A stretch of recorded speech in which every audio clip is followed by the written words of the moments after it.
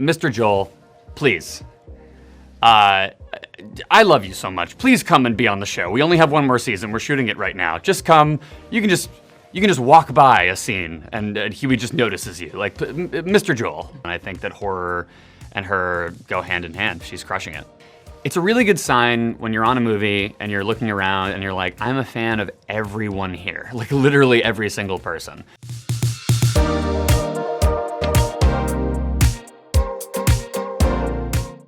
I mean, it's one of the best scripts I've ever read, period. It really has set a new bar for me in terms of just what a good script means. I remember it was sent to me, not as an offer, just kind of as a, see if you like it, then take a meeting with Drew Hancock, the writer and the director.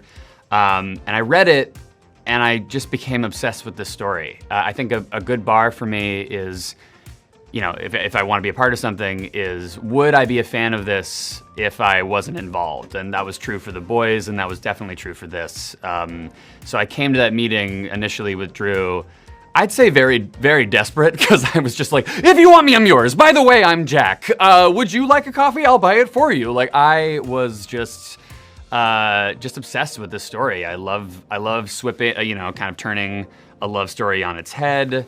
I still don't know what genre it is. That's what I love about it. It's got some thriller aspects, got some rom-com aspects. It's funny, it's very dark, and I think it's just a blast overall.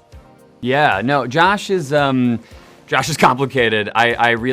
He's very much the antagonist of this film, and I think that a lesser movie, given the same subject matter, would have made him the protagonist, and Iris is the one who, is going crazy and needs to be stopped. But I love that we flipped the script on that, and Josh is the one who, he's the antagonist of the movie.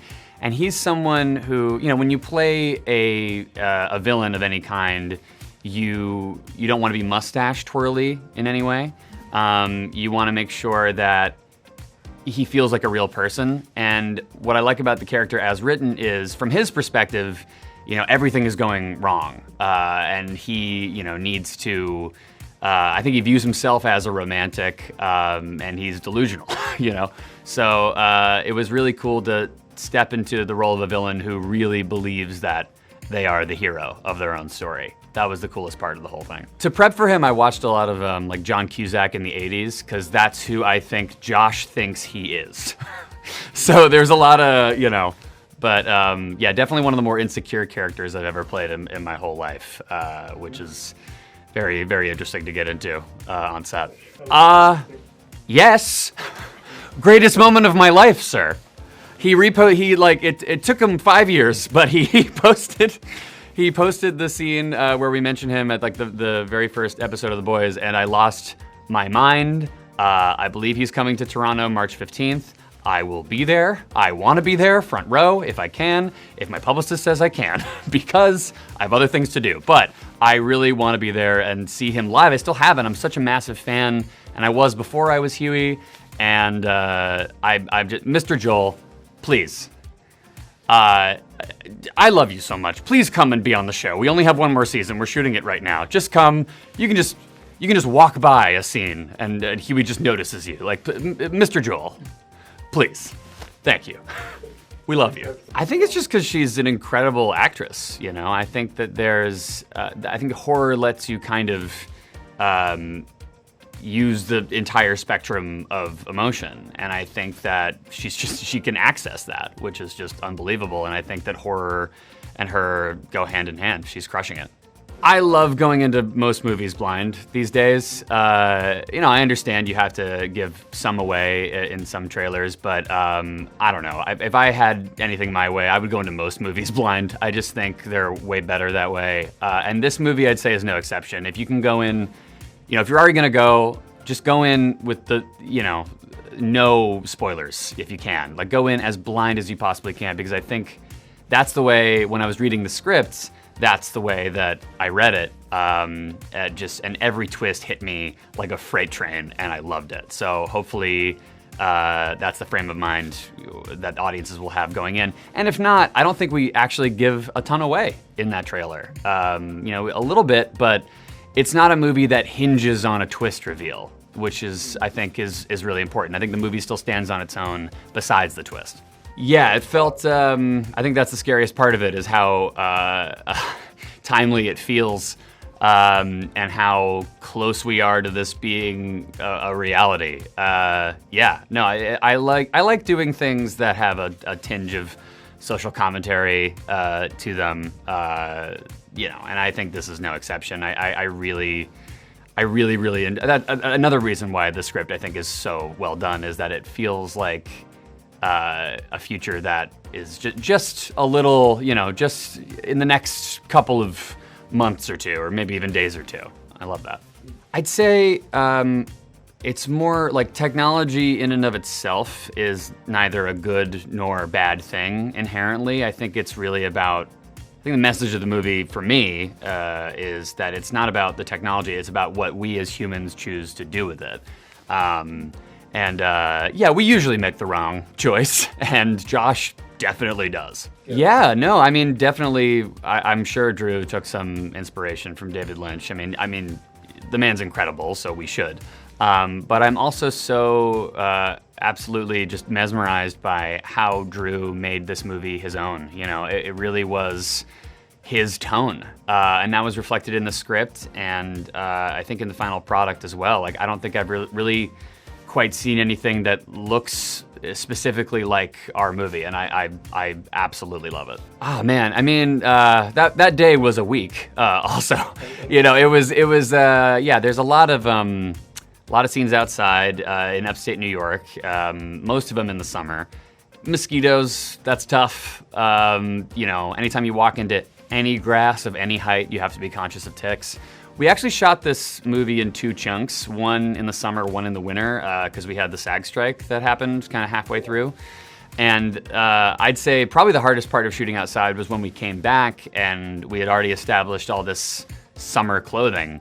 And so if we had to shoot outside again, we had to be wearing t-shirts, and it was very, very cold. But I kind of got the lower end of that spectrum. I think Sophie and Lucas, they had to shoot outside at night, pouring rain. There was a lot, so I was thankfully spared from the worst of it. But now I'm shooting in Toronto outside, and oh boy, it is cold. Yeah, it really was. I actually think it made our movie better, weirdly enough, because I think what happened was during the strike, Drew and the team, they were able to, you know, look at what they had shot, and I think by the time, you know, the tone was always so razor sharp, but I think that when we came back, you know, Drew and other people who worked on the movie, I think they were able to see essentially the first half of the movie, because we shot more or less in sequence, and I think it made them really realize the kind of movie they were making even more, and I think the tone became even sharper,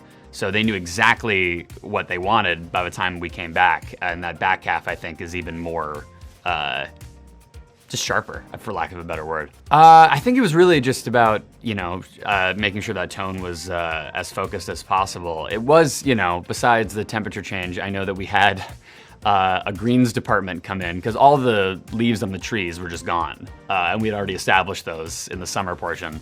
So we actually had these guys come in with fake trees with green leaves, and they would wheel them in on these little carts, just so in the background we would have greenery.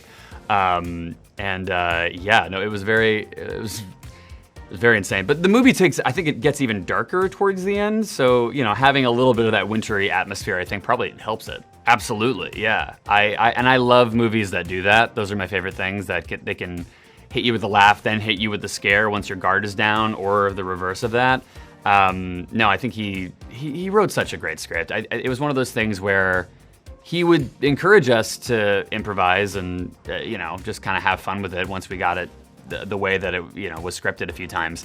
But I rarely wanted to, really. I was like, no, what you wrote, let's do what you wrote. Like, this is good.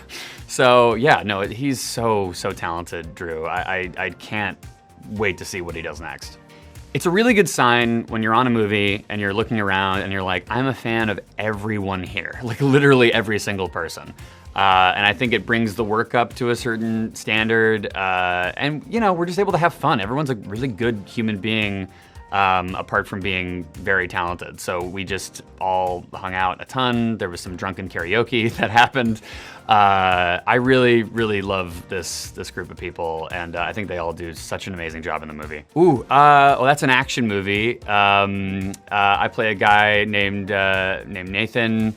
He has a rare genetic disorder where he can't feel pain, and it is a disability, and it kind of puts a bubble around him in his life. But then he meets someone that he falls for, and she basically a bank robbery ensues. She has to she gets kidnapped, and he uses his disability as kind of his superpower to get her back. And it's really gnarly. It's very fun. I've seen it. I absolutely love it. And I think audiences are just gonna have a blast with it. So thank you. I'm really looking forward to that one too.